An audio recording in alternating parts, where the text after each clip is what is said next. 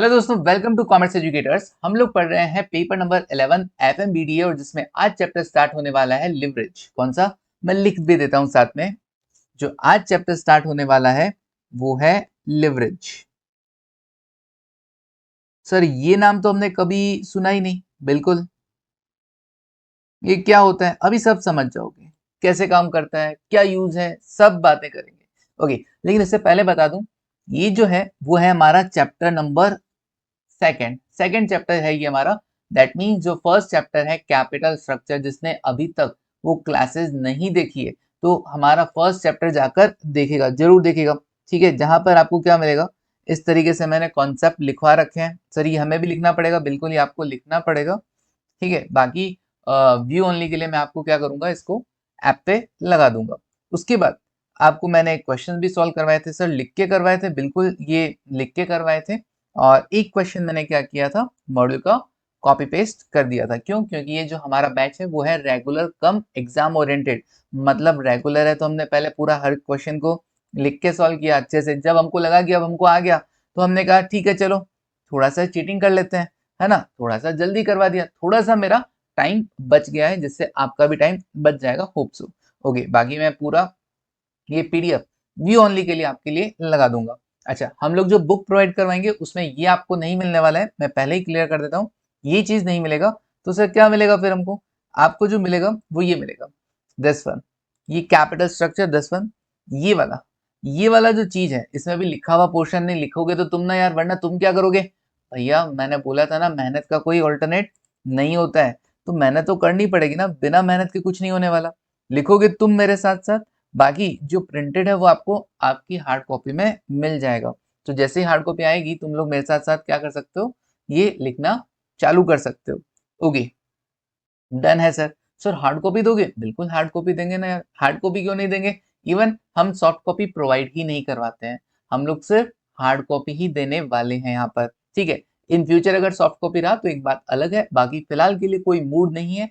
सिर्फ और सिर्फ आपको हार्ड कॉपी ही प्रोवाइड करवाया जाता है, या फिर नोट्स का व्यू ओनली प्रोवाइड करवाया जाता है। तो दोनों ऑप्शन आपके पास रहेगा, किसी को हार्ड कॉपी नहीं चाहिए तो वो व्यू ओनली में भी जा सकता है, बट सॉफ्ट कॉपी प्रोवाइड नहीं होगा। ठीक है, चलिए। ओके, अब क्या करें सर, अब हम आ जाते हैं आज के चैप्टर पे, लिवरेज पे। Okay, chapter number 2, leverage. कभी सुना हो, जिसने भी बीकॉम पढ़ा है ना उसको तो पता होगा थोड़ा थोड़ा कि हाँ सर इसमें फॉर्मूला होता है, फॉर्मूला के बेसिस पे हम देखते हैं कुछ चीजों को, ऑब्जर्व करते हैं। तो ये सारा अपना यहाँ पर रहने वाला है, एग्जाम्पल रहेंगे, और देन लास्ट में प्रैक्टिस क्वेश्चंस जो आपके मॉड्यूल के रहने वाले, स्टडी मैट के रहने वाले हैं। ठीक है, चलिए इन सब की बातें करेंगे। लेकिन रेगुलर कम एग्जाम ओरिएंटेड बैच है ना, तो पहले हम क्या करेंगे, थोड़ा पोर्शन लिखेंगे भी, है ना, थोड़ा पोर्शन लिखेंगे भी। तो आ जाओ चैप्टर नंबर 2, लिवरेज। एक हल्का सा आइडिया ले लेते हैं कि इस चैप्टर में क्या क्या आने वाला है, थोड़ा थोड़ा सीख लेते हैं, जैसे कैपिटल स्ट्रक्चर वाले में सीखा था। उसके बाद चलेंगे अपने नोट्स पे। ठीक है, तो यही हमारा फॉर्मेट रहने वाला है, इससे बहुत ही बढ़िया समझ में आ जाएगा, है ना। तो फिर भी मैं आपके कमेंट एक्सपेक्ट करूंगा कि आपको कैसा लगा, है ना। कमेंट बहुत जरूरी है, ये जैसे मैं तुमको मोटिवेट करता हूँ ना, तुम्हारे अच्छे अच्छे कमेंट मुझे मोटिवेट करते हैं। तो अब देख लो, है ना, मैंने अगर तुम्हें मोटिवेट किया हो, अगर तुम्हें अच्छा पढ़ाया हो, तो यस तुम भी क्या करोगे, मुझे मोटिवेट करोगे कि नहीं करोगे? बिल्कुल करोगे। तो अच्छे अच्छे कमेंट चाहिए। यूट्यूब पे आ रहा है तो बड़े वहां पे कमेंट करना, नहीं आ रहा है टेलीग्राम पे कर देना, व्हाट्सएप नंबर है तुम्हारे पास 700 वाले, उस पे मैं देख लूंगा। ठीक है ना, तो जहां तुम्हारा मन चाहे वहां पे कमेंट करो। एप्लीकेशन, मोबाइल एप्लीकेशन ले रखी है, वहां पे जाके कमेंट कर दो यार, मैं मैं बहुत खुश हो जाऊंगा, है ना, वहां पे कर दो। और गूगल सर, गूगल पे भी आप, हाँ गूगल बिजनेस भी है, वहां पे जाके अगर करोगे वहां पे भी खुश हो जाएंगे। जहां पे करोगे स्क्रीनशॉट भेज देना 700, मजा आ जाएगा। मैं उस बच्चे का ना एक्स्ट्रा ध्यान रखूंगा। चलो देखो आगे सुनो सर, एक्स्ट्रा बेनिफिट, हाँ यार, वो अगला अगर मेरे लिए इतना टाइम निकाल रहा है, अपनी जिंदगी के 5 मिनट मेरे लिए दे रहा है, तो मैं भी तो कुछ के लिए कुछ करूंगा। देखो क्या क्या आएगा यहाँ पर, सुनो। सबसे पहले हम क्या लिखते हैं, टॉपिक्स टू बी कवर्ड। पता है ना तुमको, फॉर्मूला शीट बनानी है तुमको, भूले तो नहीं हो? और टॉपिक शीट तो मैं तैयार करवा ही रहा हूं। टॉपिक्स टू बी कवर्ड, इस चैप्टर में क्या क्या टॉपिक्स हम कवर करने वाले हैं। तो देखो, सबसे पहला फर्स्ट नंबर पे है डेफिनेशन एंड इंपॉर्टेंस, जहां पे हम बात करेंगे कि आखिर लिवरेज होता क्या है। डेफिनेशन एंड इंपॉर्टेंस, इंपॉर्टेंस मतलब इसका हमारे जीवन में क्या रोल है, आखिर पढ़ क्यों रहे, क्या फायदा पहुंचाएगा अपने को। तो डेफिनेशन देन इंपॉर्टेंस। और उसके बाद second number types of leverage, आखिर लिवरेज के कितने टाइप्स हैं ये जानेंगे। Types of leverage. और तीसरा नंबर पे हम सीखेंगे क्या, थर्ड नंबर पे, how to calculate, how to calculate. अच्छा मैं तुमको एक चलो हल्का सा ना दे देता हूँ, यहाँ पे बता ही देता हूँ, जैसे मूवी की स्टोरी बता देते हैं ना, सेम वैसे ही। टाइप्स ऑफ लिवरेज में हम जानेंगे operating leverage,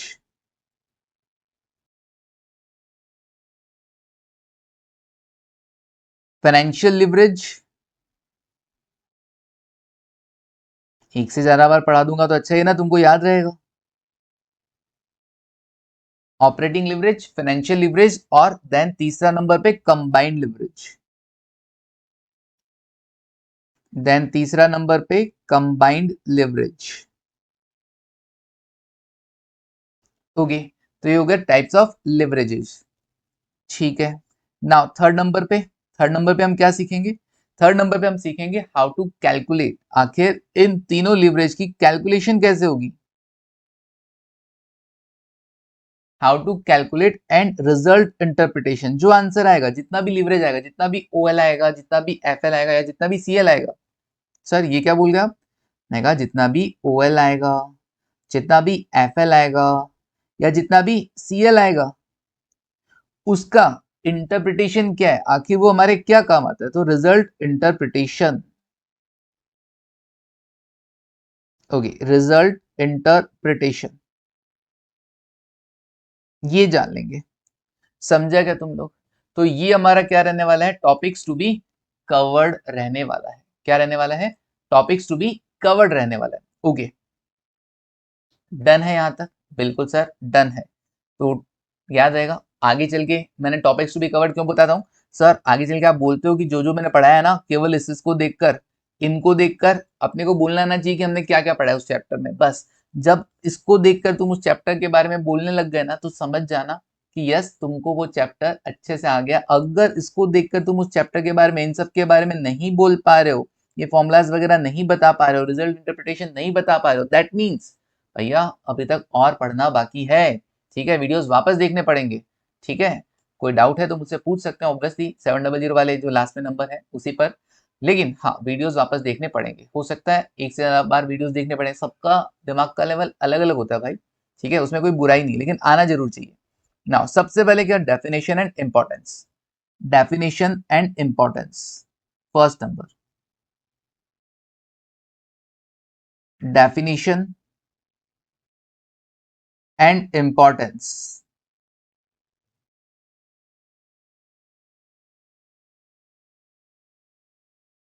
definition and importance. Okay, इसमें देखो क्या होगा, है ना, इसको हम समझते हैं। लिवरेज का डेफिनेशन समझना सर, लिवरेज होता क्या है, उसको समझने के लिए ना बढ़िया बढ़िया एक मस्त वाला एग्जाम्पल देखो। शानदार, बारिश के मौसम में जैसे कचौरी और समोसे होते हैं, है ना, वैसे ही ये एग्जाम्पल तुम्हारे लिए मस्त मस्त बारिश के मौसम में मस्त समोसे जैसा होगा। चलो देखो, अरे सर कहाँ की बात, किधर, अरे यार मस्त मौसम हो रहा है यार बाहर, समझ रहे हो तुम, है ना, इच्छा हो रही है कि तुमको पढ़ाना छोड़ के वहीं चला जाऊं, बट क्या करें, ड्यूटी है भाई, है ना। चलो देखो, पैसा मिलता है इसका पैसा, देखो सुनो एग्जाम्पल क्या रहेगा। मैं लिखता हूं यहां पर sales minus variable cost. Sales minus variable cost सिखाया था ना तुमको, ईपीएस तक का कैलकुलेशन कैपिटल स्ट्रक्चर चैप्टर में, बस वही लिख रहा हूं। Sales minus variable cost that is contribution, minus क्या करते हैं, fixed operating cost, fixed operating cost. Okay, इसको क्या बोलोगे सर? इसको हम बोलेंगे EBIT, earnings before interest and tax. अब जो भी बच्चा सिर्फ लीवरेज देख रहा है उसको अगर ये स्टेटमेंट नहीं आता है तो भाई पहले चैप्टर नंबर 1 कैपिटल स्ट्रक्चर जरूर देख के आए, उसके मेरे व्यूज बढ़ाए, उसके बाद लीवरेज में आके फिर से मेरा व्यूज बढ़ाए। ठीक है, बिल्कुल सर, ऐसा ही करेंगे। EBIT माइनस क्या करना, इंटरेस्ट, तो क्या आ जाएगा, PBT आ जाएगा। और PBT में से अगर हम लेस कर देंगे क्या, टैक्स। टैक्स का परसेंटेज कितना रखें सर? अपना फेवरेट रख लो, 30%, टैक्स एट द रेट 30%। तो क्या आ जाएगा, profit after tax, profit after tax.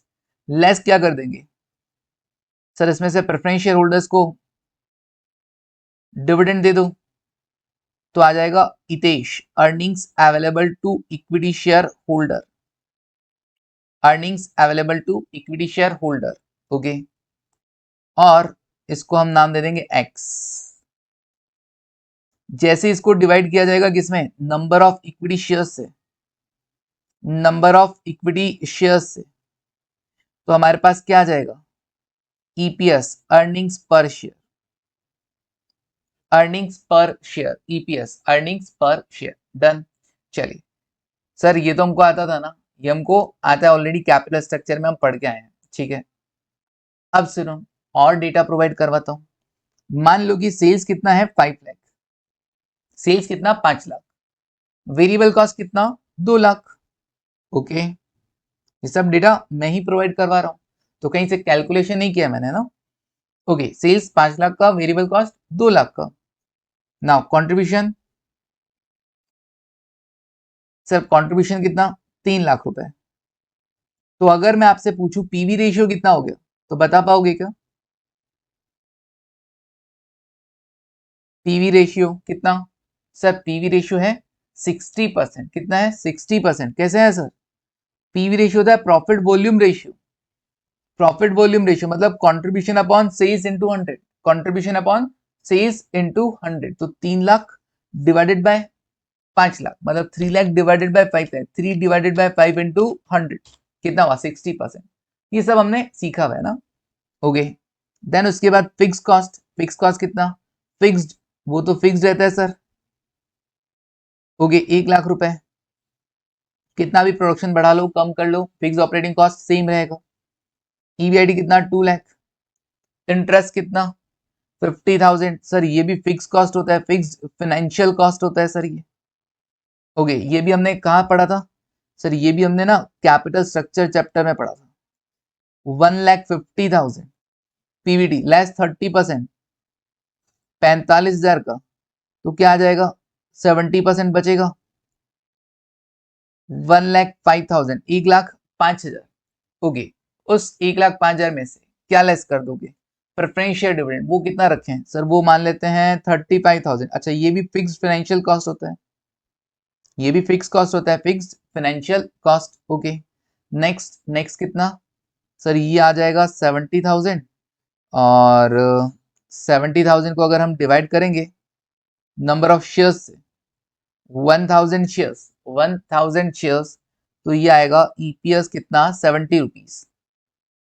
ये सब डेटा तुमको गिवन है। अच्छा, अब मेरा जो क्वेश्चन है वो ये है कि अगर हम सेल्स को 10% से इंक्रीज कर दें, अगर हम सेल्स को 10% से इंक्रीज कर दें, तो मुझे बताना EBIT कितना परसेंटेज से इंक्रीज हो जाएगा, EBIT कितना परसेंटेज से इंक्रीज हो जाएगा, बताओ, या डिक्रीज होगा? और साथ ही साथ मुझे ये भी बताना कि EPS में क्या इंपैक्ट आएगा, EPS बढ़ेगा कि कम होगा, और बढ़ेगा अगर तो कितना परसेंटेज से? क्या ये तुम मुझे परसेंटेज बता सकते हो?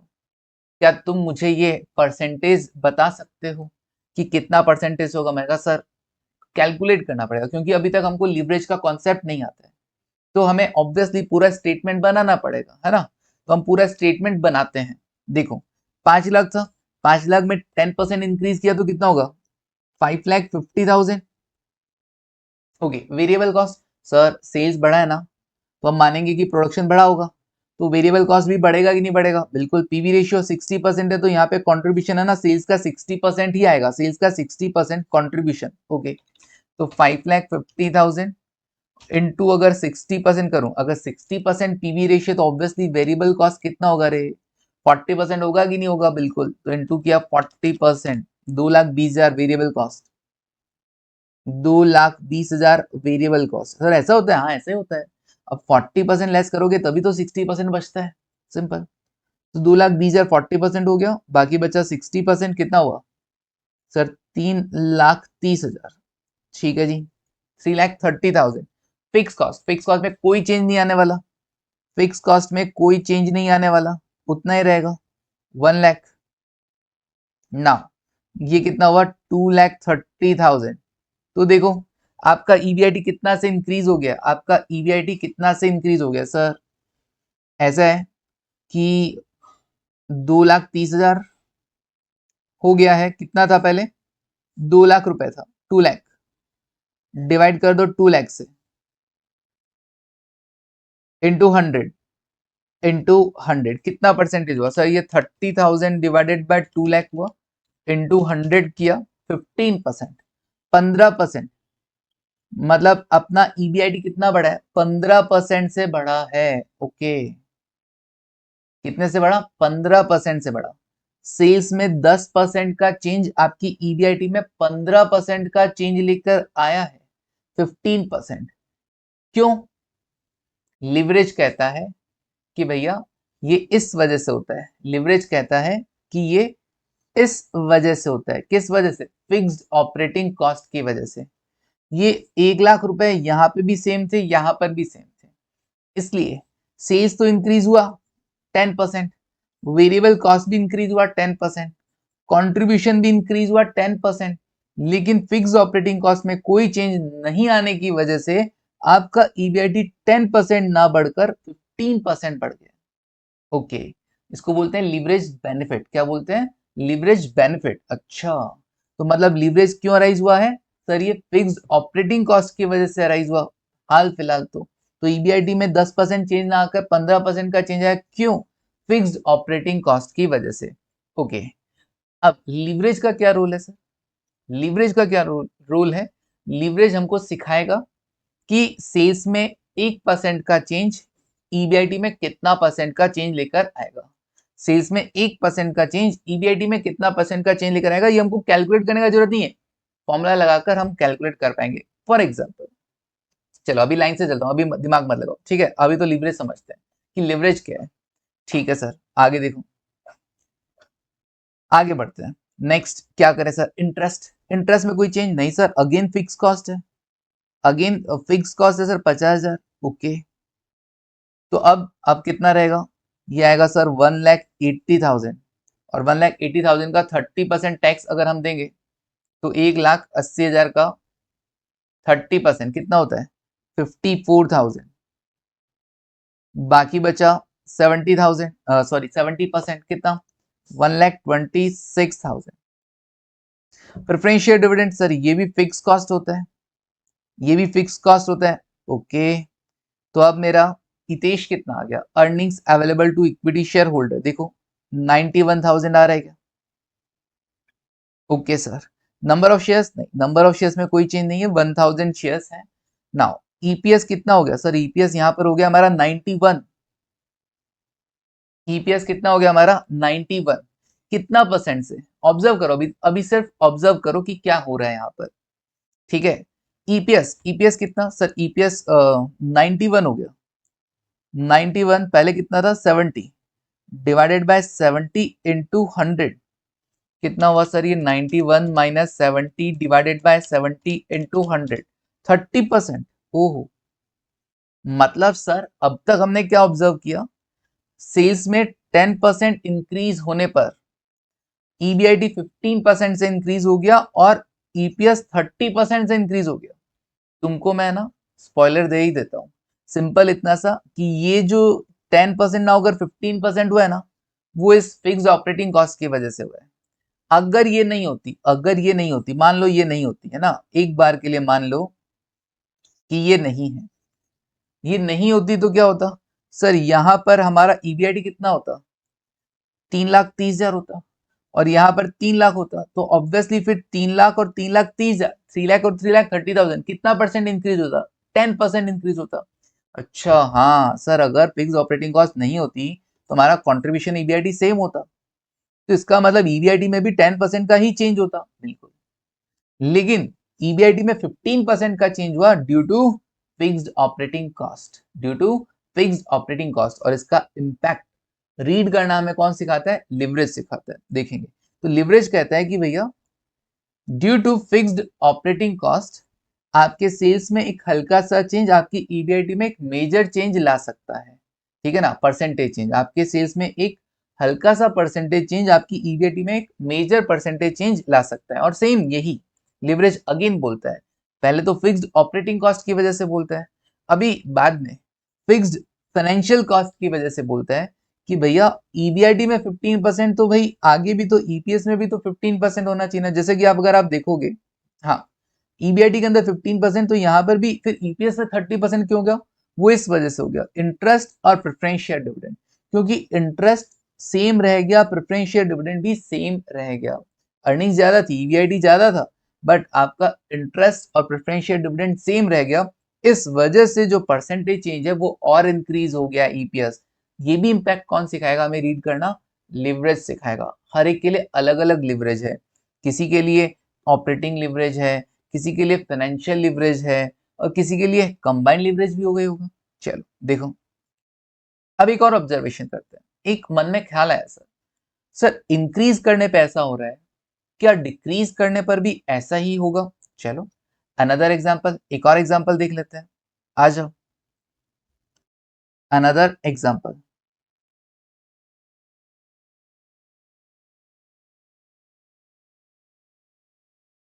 अनदर एग्जांपल देखो, क्या लेंगे, यही लेंगे, सेम सेम एग्जांपल हम कंटिन्यू करेंगे। यहां से कॉपी करना स्टार्ट करते हैं।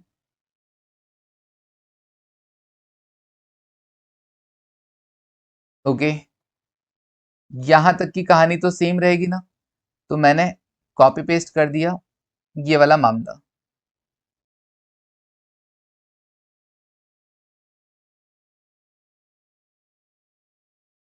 Okay, sales minus variable cost contribution minus fixed operating cost EBID minus interest PBT less tax PAT less preferential dividend इतेश इतेश divide by number of equity share, तो ईपीएस आ गया। यहां तक से अब हम क्या कर रहे हैं, अब हम क्या करेंगे, अब हम सेल्स में डिक्रीज करेंगे वही 10% का, 10% का। ओके, इस बार सेल्स क्या हो रही है, अगर मान लो इंक्रीज ना होने के बजाय डिक्रीज हो जाए कितना से, 10% से, तो क्या अभी भी ईबीआईडी 15% से कम होगा, क्या उसी प्रपोर्शन में कम होगा? और क्या ईपीएस हमारा वही 30% जैसे पहले इंक्रीज हुआ था, अभी 30% से डिक्रीज होगा क्या, देखना है अपने को। चलो देखते हैं। ओके, लिया अपना टाइम तुम लोगों ने, किया क्या सॉल्व, देखो ट्राई किया क्या तुम लोगों ने? सर आपने बोला ही नहीं था, अच्छा बिना बोले चला गया, कोई ना, देखो जरा। हाँ जी, सेल्स 10% से अगर डिक्रीज होगा तो मतलब सेल्स कितना होगा सर, सेल्स हो जाएगा 450, 4,50,000 रुपए। Okay, variable cost, sir variable cost तो वेरी करेगा ना, सेल्स कम हो रहा है मतलब प्रोडक्शन भी आप उसके अकॉर्डिंग कम करोगे, तो अगर हमारा प्रोडक्शन कम होता है, हमारी सेल्स कम होती है, तो वेरिएबल कॉस्ट भी कम लगेगा। कितना, अब पीवी रेशियो अगर 60% है तो वेरिएबल कॉस्ट सर 40% होगा ना, वेरिएबल कॉस्ट 40% होगा, तो 4,50,000 इंटू 40%, 1,80,000, 1,80,000। ओके, 60% कितना आएगा, माइनस इक्वल टू किया कैलकुलेटर पे, माइनस का बटन इक्वल टू का बटन, तो रिमेनिंग अमाउंट आ जाएगा 270। कैलकुलेटर चलाना आता है ना तुम लोगों को, 270, 2,70,000 माइनस फिक्स्ड ऑपरेटिंग कॉस्ट कितना, 1,00,000 रुपए। सर उसमें तो कोई चेंज नहीं आएगा, नहीं, तो ये कितना हो गया, 1,70,000। जरा चेक करो क्या वाकई में 15% का चेंज आया है क्या? सर ये पहले 2,00,000 था, अभी 170 हो गया, 30,000 से कम हो गया, 30,000 से कम हो गया। ओके, तो 30,000 ऑन 2 लाख कितना परसेंट? 15%, बिल्कुल 15% से हमारा ईबीआईटी कम हो गया। मतलब हम ये कह सकते हैं केवल इंक्रीज नहीं, हमने कहा था लीवरेज इज अ बेनिफिट, तो सर ये तो रिस्क और हो गया। अगर बढ़ने की बजाय कम हो गया हमारा सेल्स 10% से, तो फिर उसका मतलब फिर ईबीआईटी 15% से कम हो जाएगा, और फिर ईपीएस तो 30% से कम हो जाएगा। बिल्कुल हो जाएगा, ठीक है ना। इसीलिए ये फिक्स्ड ऑपरेटिंग कॉस्ट आपके लिए हेल्प भी करती हैं, क्योंकि फिक्स होती है। प्रोडक्शन बढ़ा लोगे तो फिक्स कॉस्ट सेम रहेगा, प्रोडक्शन जितना करोगे फिक्स कॉस्ट तो उतना ही रहेगा ना, प्रॉफिट परसेंटेज बढ़ता जाएगा, ईपीएस परसेंटेज बढ़ता जाएगा। लेकिन वहीं कहीं अगर आपकी सेल्स कम हो गई तो यही फिक्स कॉस्ट आपके लिए बर्डन बन जाएगी, यही फिक्स कॉस्ट आपके लिए बर्डन बन जाती है। ठीक है सर, ओके आगे देखते हैं। इंटरेस्ट भी सेम लगेगा, हाँ सेल्स कम होने पर कोई इंटरेस्ट थोड़ा ना कम लगेगा। 120, 30%, 36,000, 36,000 रुपए। और देन आफ्टर टैक्स कितना होगा? 84,000, लेस प्रेफरेंशियल डिविडेंड करेंगे 35,000, प्रेफरेंशियल डिविडेंड 35,000 कितना आएगा sir? 84,000 minus 35,000, 49,000, 49,000, okay 49,000 divided by 1000 shares, 1000 share ही रहेंगे ना, वो तो उसमें थोड़ा ना चेंज होएगा। ईपीएस कितना हो गया डाउन? 49 रुपीज, कितना परसेंटेज सर? ये पहले 70 था, अभी 49 हो गया, डिवाइडेड बाय 70 इंटू 100 कितना होएगा sir? 70 minus 49 divided by 70 into 100, 30% sir, 30%, okay 30% से हमारा ईपीएस क्या हो गया है? डाउन हो गया। कुछ समझे क्या?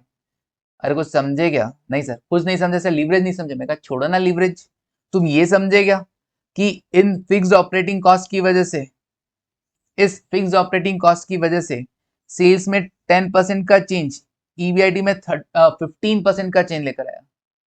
ओके, और सुनो, इस इंटरेस्ट और प्रेफरेंशियल डिविडेंड की वजह से, क्योंकि फिक्स्ड है, ईबीआईटी में 15% का चेंज ईपीएस में 30% का चेंज लेकर आया।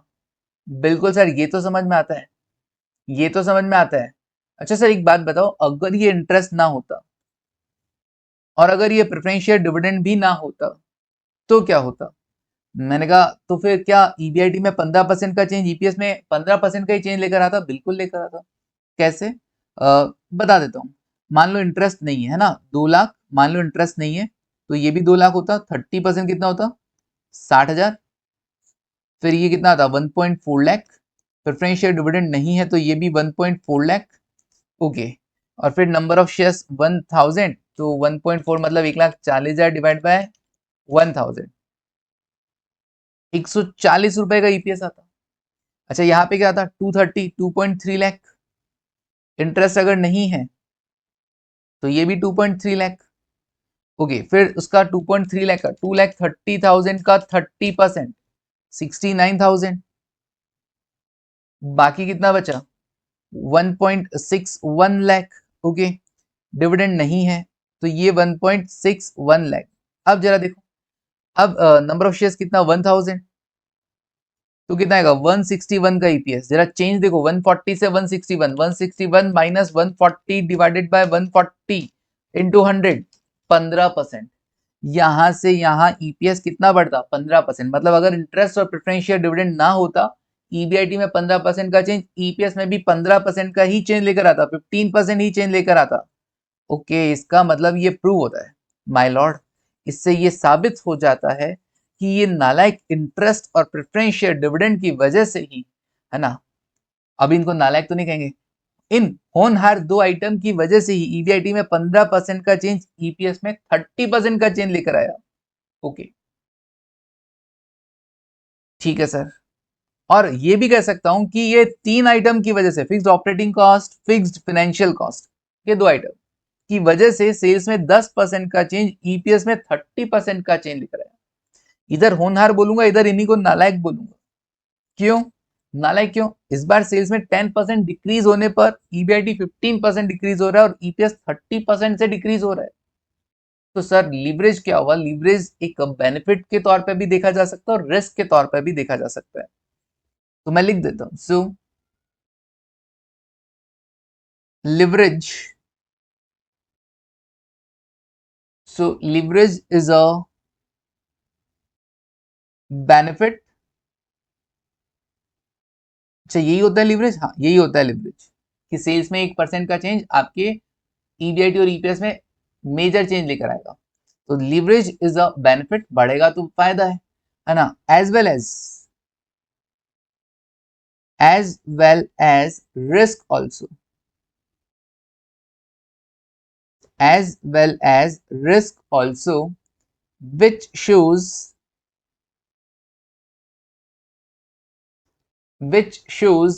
a slight change, which shows a slight change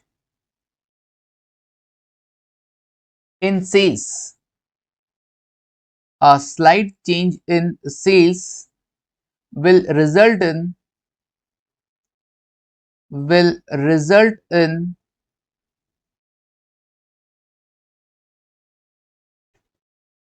relatively higher change, will relatively higher change in EBIT and EPS.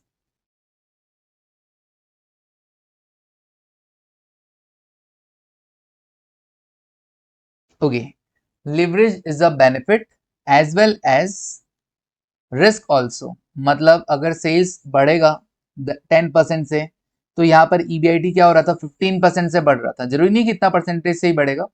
और अगर ईपीएस 30% से बढ़ रहा था तो उसके अकॉर्डिंग तो बेनिफिट हो गया, लेकिन वहीं रिस्क भी है, क्योंकि अगर सेल्स 10% से डिक्रीज हुआ तो ईबीआईटी 15% से और ईपीएस हमारा 30% से डाउन हो गया, तो ये रिस्क भी है। तो leverage is a benefit as well as risk also, which shows, mainly इस पे फोकस करना, a slight change in the sales will result in relatively higher change in EBIT and EPS। बस ये लिवरेज है। Leverage को simple इतना सा समझना कि सेल्स में एक हल्का सा चेंज या सेल्स में 1% का चेंज EBIT और EPS में 1% से ज्यादा का चेंज लेकर आता है, दैट इज लिवरेज। ओके, उसी को हम क्या बोल देते हैं? Leverage. Okay, types of leverages देखो, types of leverages, second topic, types of leverage. अभी पूरा देखोगे ना, पूरा सुनोगे तो तुमको सारा समझ में आ जाएगा।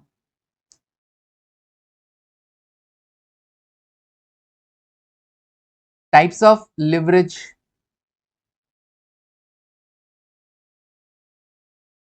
टाइप्स में क्या, तो मैं एक तो हेडिंग लगा देता हूं लिवरेज टाइप,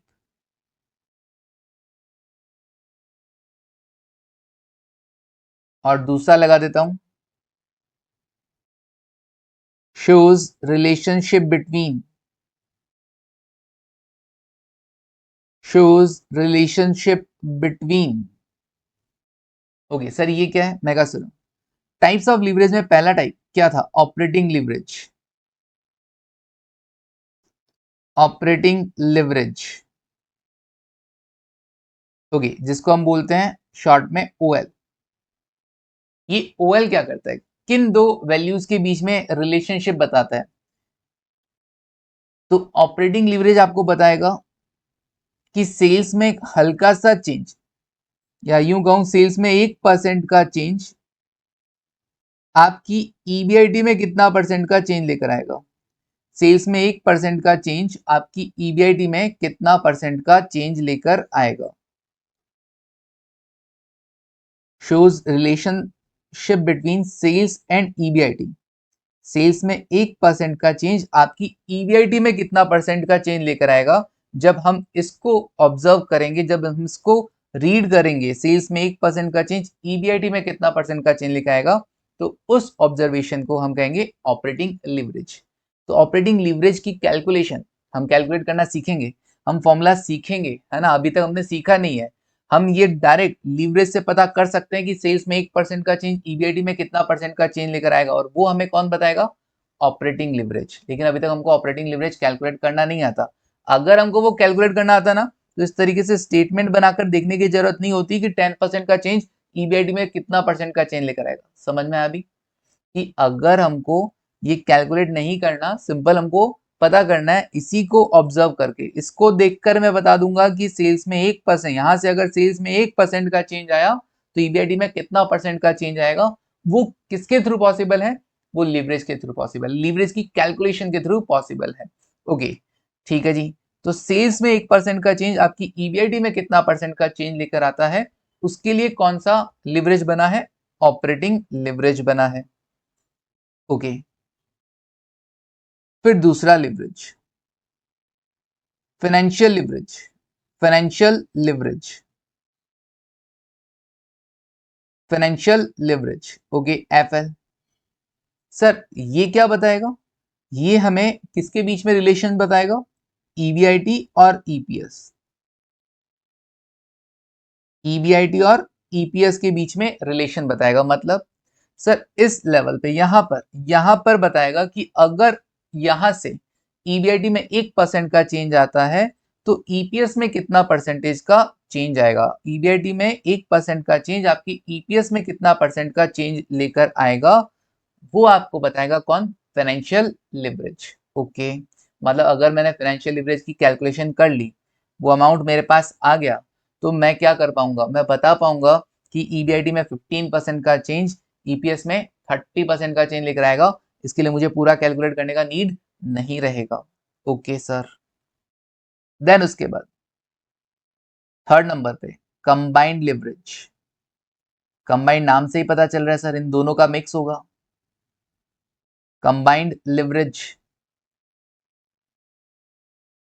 तो ये क्या बताएगा सर? स्टार्टिंग सेल्स से लेकर एंड पॉइंट ईपीएस तक का, इन दो वैल्यूज में रिलेशन बताएगा कि सेल्स में 1% का चेंज ईपीएस में कितना परसेंट का चेंज लेकर आएगा। वो हमें आंसर कौन करेगा? कंबाइंड लिवरेज हमें आंसर करेगा। ओके सर ठीक है। तो ये लिवरेजेस क्यों बने पता है ना? सेल्स ईबीआईटी ईपीएस, सेल्स में 1% का चेंज ईबीआईटी में कितना लेकर आएगा? Operating leverage. ईबीआईटी में 1% का चेंज ईपीएस में कितना परसेंटेज का चेंज लेकर आएगा? Financial leverage. और सेल्स में 1% का चेंज ईपीएस में डायरेक्टली कितना परसेंट का चेंज लेकर आएगा, वो हमें कंबाइंड लिवरेज बताता है। ठीक है सर डन। ओके तो इसके हम दो पार्ट कर दें।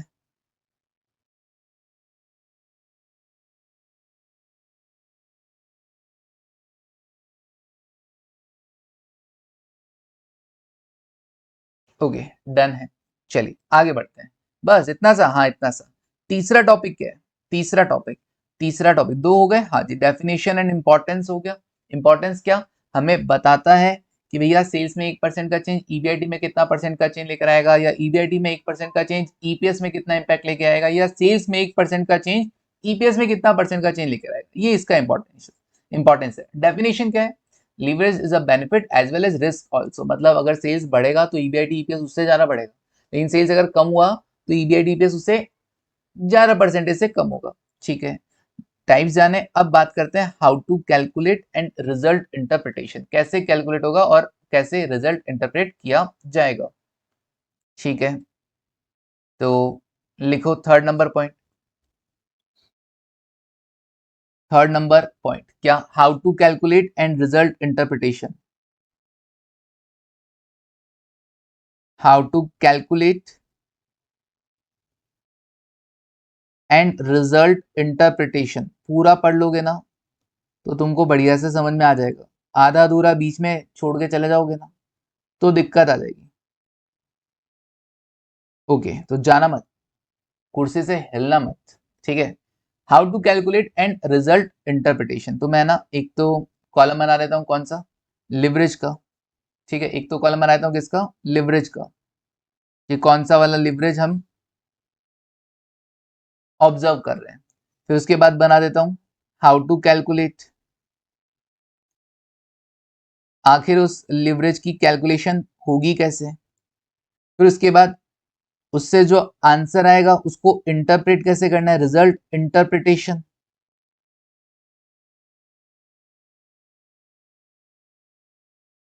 और ये जो इंटरप्रेट कर रहे हो ऐसा क्यों हो रहा है? ऐसा क्यों हो रहा है? राइजिंग अराइजेस ड्यू टू ऐसा क्यों हो रहा है, राइजेज ड्यू टू। ओके, ये सारी बातें हम यहाँ पर करते हैं। सबसे पहले बात करते हैं किसका, leverage, operating leverage. Operating leverage formula क्या रहने वाला है, फॉर्मूला रहेगा कंट्रीब्यूशन अपॉन ईबीआईटी। क्या रहेगा, contribution upon EBIT. Okay, contribution upon EBIT. क्या मैं इसको ऐसा लिख सकता हूं, contribution divided by contribution minus fixed operating cost. क्या हम ऐसा बोल सकते हैं, हाँ बताओ। हाँ सर, कंट्रीब्यूशन में से फिक्स्ड ऑपरेटिंग कॉस्ट माइनस होता है, कंट्रीब्यूशन में से फिक्स्ड ऑपरेटिंग कॉस्ट माइनस होता है तो ईबीआईटी आता है। तो ईबीआईटी को डायरेक्ट ईबीआईटी ना लिखकर हम ऐसा लिख सकते हैं, बिल्कुल। अब जरा ध्यान से देखो, अपने वाले एग्जांपल में देखना, कंट्रीब्यूशन कितना आ रहा है। कंट्रीब्यूशन मैंने कहा था ये कैलकुलेट किए बिना मैं बता दूंगा कि भैया सेल्स में 1% का चेंज ईबीआईटी में कितना परसेंट का चेंज लेकर आएगा। तो कंट्रीब्यूशन कितना आ रहा है सर, कंट्रीब्यूशन 3 लाख है, ईबीआईटी कितना है 2 लाख है। ओके, कंट्रीब्यूशन 3 लाख और ईबीआईटी कितना 2 लाख, कितना हुआ 3/2, 1.5 टाइम्स। क्या बोलेंगे इसको, टाइम्स में आंसर आएगा 1.5 टाइम्स। इसका मतलब पता है क्या, इसका मतलब ये है कि अगर if sales increase by, if, अच्छा, ऑपरेटिंग लीवरेज किसके बीच में रिलेशन बताता है सर, ऑपरेटिंग लीवरेज हमें सेल्स और ईबीआईटी के बीच में रिलेशन बताता है, और ऑपरेटिंग लीवरेज का आंसर कितना है 1.5 टाइम्स। इसका मतलब ये होगा कि if sales changes by 1%, if sales changes by 1%, then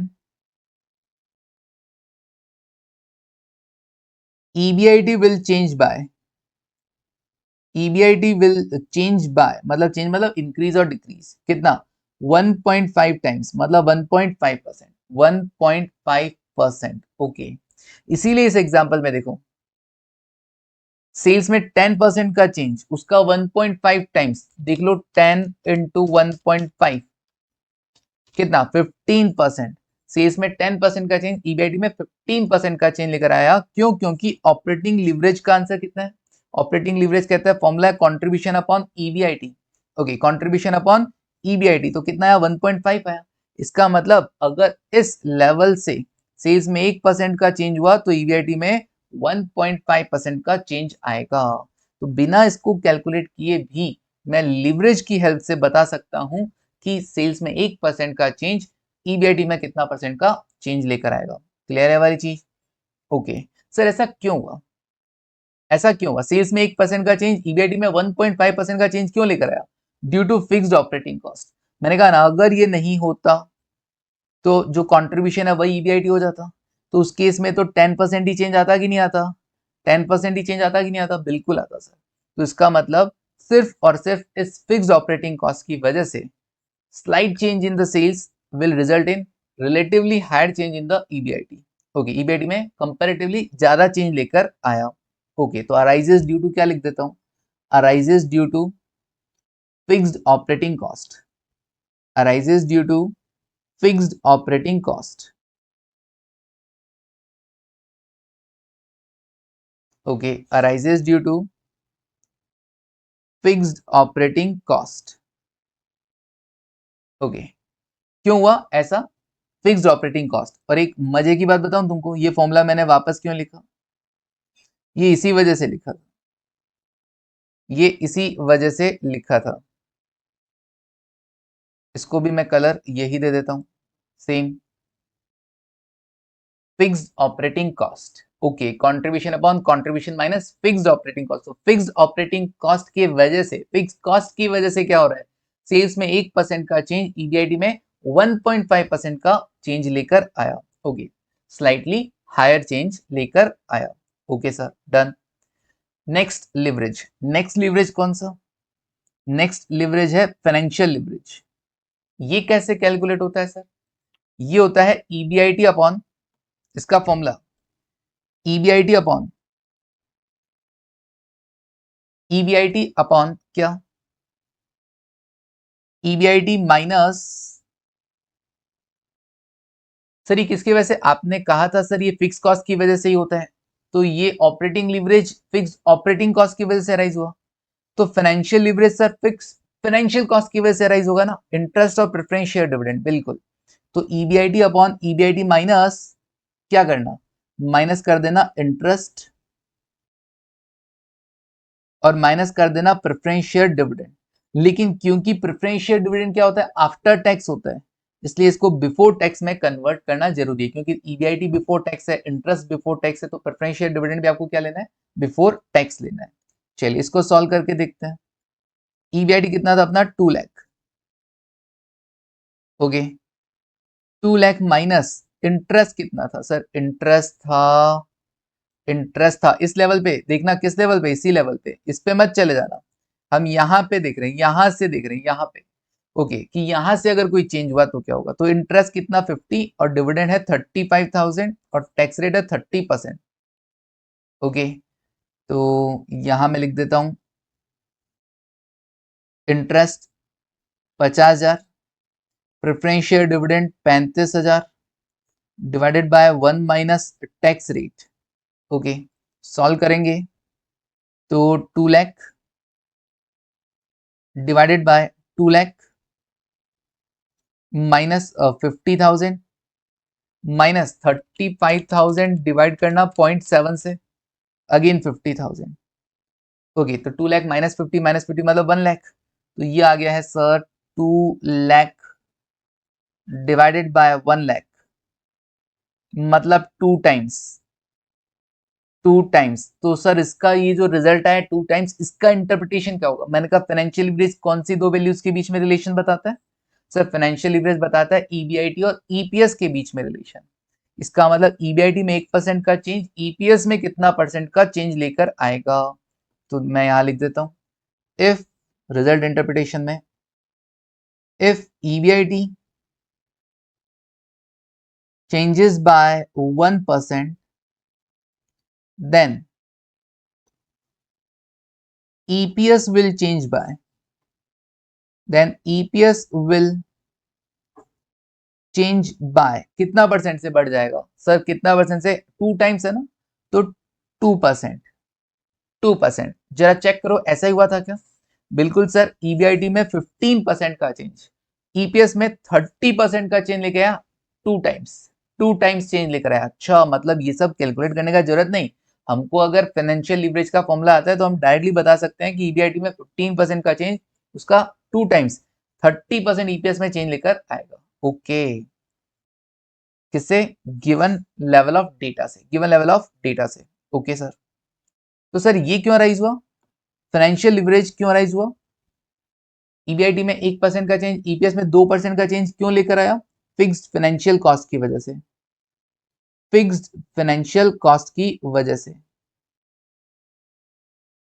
अगर ये नहीं होती, इंटरेस्ट नहीं होता, प्रेफरेंस शेयर डिविडेंड नहीं होता, तो ईबीआईटी में 1% का चेंज, ईपीएस में भी 1% का ही चेंज आता, okay sir. Now last one, combined leverage, combined leverage, okay. Combined leverage का फॉर्मूला क्या रहेगा? कंबाइंड लिवरेज का फॉर्मूला मतलब ओएल और एफएल दोनों का कंबाइंड इफेक्ट, ओएल और एफएल दोनों का कंबाइंड इफेक्ट। ओएल कितना आया था 1.5 टाइम्स, एफएल कितना आया था 2 टाइम्स, मल्टीप्लाई किया कितना हुआ 3 टाइम्स, ओके। 3 टाइम्स इसका आंसर है, ओके। अब इस आंसर, इस रिजल्ट का इंटरप्रिटेशन कर देते हैं। कंबाइंड लिवरेज किसके बीच में रिलेशन बताता है सर? सेल्स और ईपीएस, ओके। इसका मतलब सेल्स और ईपीएस ना, तो अगर सेल्स 1% से बढ़ा, if sales changes by, if sales changes by 1%, then EPS कितने से होगा sir? EPS, then EPS will change by, EPS will change by 3 times ना, तो 3%। और हुआ भी था, सेल्स में 10% का चेंज, ईपीएस में 30% का चेंज लेकर आया था कि नहीं आया था? बिल्कुल सर, ईपीएस में, सेल्स में सॉरी 10% का चेंज, ईपीएस में 30% का चेंज लेकर आया था, 10% का चेंज 30% का चेंज लेकर आया था, ओके। सर ऐसा क्यों हुआ? Due to total fix cost.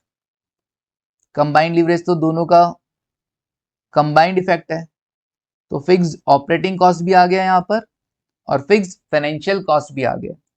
Operating और फाइनेंशियल दोनों आ गए यहाँ पर। फिक्स्ड ऑपरेटिंग कॉस्ट का भी इंपैक्ट और फिक्स्ड फाइनेंशियल कॉस्ट का भी impact. Okay, in short sir leverage है क्या? इतना परेशान मत होना। लिवरेज सिर्फ इन तीन वैल्यूज के बीच में जो रिलेशन है ना, रिलेशन है, मूवमेंट है, उसको ऑब्जर्व करता है। सेल्स में 1% का चेंज ईबीआईटी में कितना परसेंट का चेंज लेकर आएगा? ऑपरेटिंग लिवरेज उसके लिए बना है।